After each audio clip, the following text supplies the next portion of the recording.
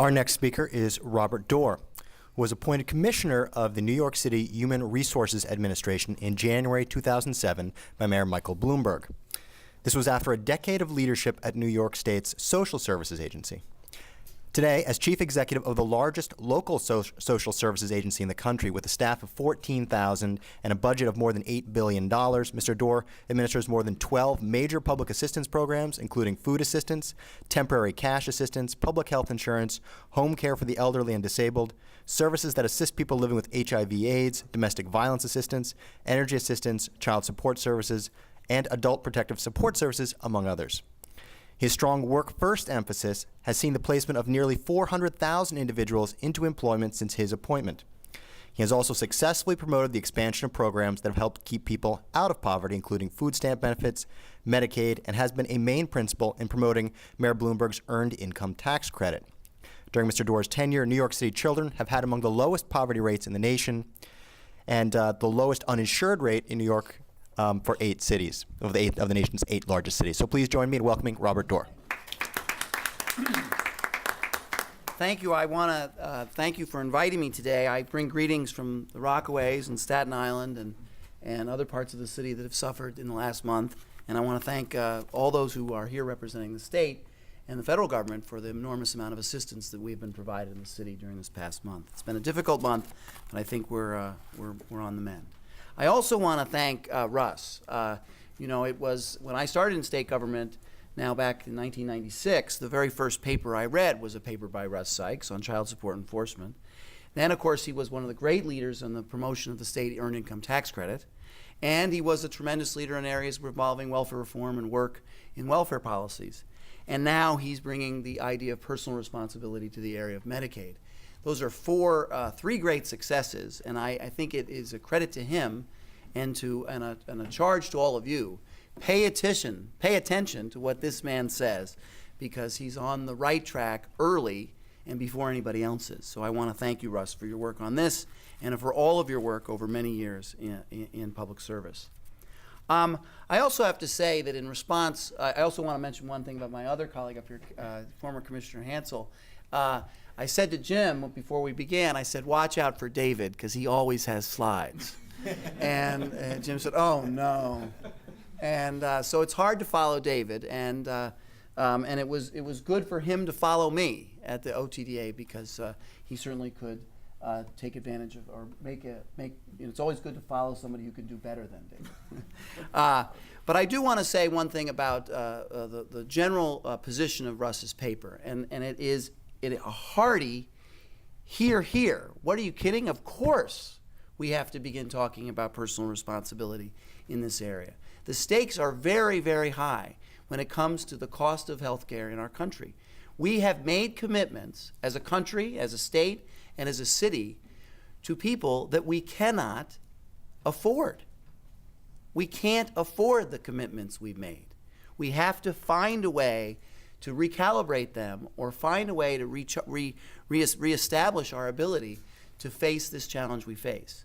And I also would say that even as Russ sort of carefully goes into this field, this area, there isn't enough conversation about personal responsibility. It seems to me that we are in a time when it is increasingly apparent that there is a view in New York and in America that no matter what hardship befalls any American, the government is supposed to rush in and fix it. And it's a choice really between the individual and the collective. And what I see happening is the more and more we choose the collective to respond to our problems, we're going to be less successful in both areas. Individuals will suffer, and the government will not be able to absorb the challenge it has taken on for itself. So I am very, very, very enthusiastic about talking about personal responsibility in this area, and not in a way that talks about withholding health care. That really is kind of a false discussion. I don't know if there's anything in Russ's paper that talks about withholding or cutting people off from Medicaid, but we do have to talk about personal responsibility. Mayor Bloomberg has done that. We did that with Opportunity NYC. We've talked about that. We also did it in our proposal to the federal government to asked the USDA to experiment, not allowing us to use individuals to use food stamp benefits to purchase products that are clearly unhealthy for them. The expenditure for sugary soda in New York City from food stamps alone is more than $100 million a year. That's a lot of expenditure for a product that is under a program called the Supplemental Nutrition Assistance Program that goes for a product that is clearly unhealthy and contributes to diabetes and obesity. And I also want to credit Commissioner Hansel. Prior to that proposal, and while he was at HRA, the city implemented a program called We Care, which took the TANF approach, but realized that there were some portions of our welfare caseload who had a mental or physical condition that was preventing them from working, and said, well, we want to face up to that. Not everybody can go to work, and not everybody is healthy enough to go to work, but we ought to have in our welfare program a way to really address that. And so we created We Care, or David and his team created We Care, which said to people who are on TANF, if that's the situation, we're going to connect you with a full diagnostic review of your condition, and with a plan and with a resource that can allow you to get toward wellness. And we imposed a condition on that. So folks who were assigned to a wellness plan, had a full review of their condition, were excused from work activities, had to participate in this effort to treat their condition.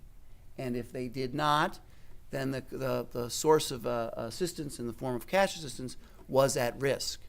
We've been doing that in New York City now for 12 years, a long time.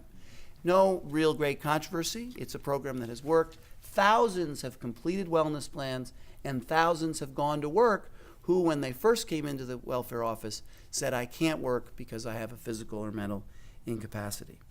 So we are believers in that in the city of New York, and we're believers in talking about personal responsibility in the area of healthcare. And I think that it's not just about specific programs. I think if I had one criticism I would say about the paper is that the results of these various initiatives are very small. They're not big enough to really help the problem that we face with healthcare expenditures. And so I think we need to ramp this up and move it in a bigger direction. Two more points. One area which is ripe for consideration and actually has a twofold benefit is the relationship between government and its employees in this regard. In the past couple of budget rounds, there have been discussions, I can give you a little inside New York City information, about ways in which we could save significant dollars if we could get incentive program into our contractual relationship with our employees, where they would be either given a discount on their healthcare contributions, or be asked to pay more unless they agreed to participate in a wellness program. That would both have helped us with employee costs and future costs down the line, and also reduced, we hope, made people healthier and reduced on healthcare costs generally. Very sensitive, very tough, and really something that was postponed, something that the mayor and the mayor's officials decided not to take up. Here is an area with large public employee contracts coming up for renegotiation where we can, I think, bring a wellness plan program like many, many other private employees have done into the relationship between government employees and find savings and help people get healthier at the same time.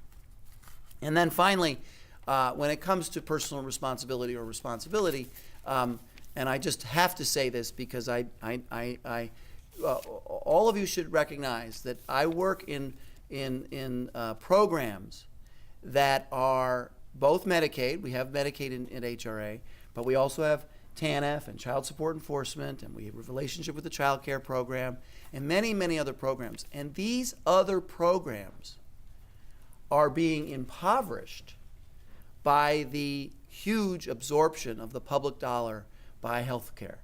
And so the reason I bring a little bit of passion to this is because we're not going to be able to afford other programs for people in need if we can't find a way to address this.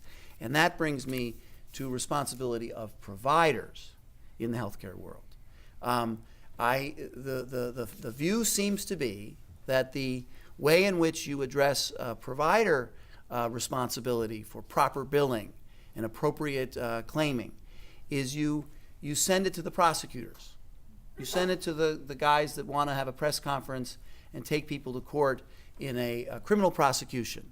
Long, big stakes, little bit of press, little bit of excitement in the newspapers, but in the end, not enough, because the stakes in order to prove that kind of issue are so high that you end up having a lot of flash and a lot of news time, but not a lot of ultimate savings or change in behavior. And that's why the focus on auditing and careful reviews that was, I think, distinguished the Patterson administration of Medicaid providers was something that I think needs to be continued. Providers didn't like it. They didn't like it, but it was a way in which the government, the payer, was saying, we need to hold you accountable in a systematic way. The costs are so high, the claims are so many, we have to have a way to review them carefully. Good work, Russ, once again. You're on the right course. We do have to talk more about personal responsibility in this area, and I greatly appreciate you bringing it to our attention.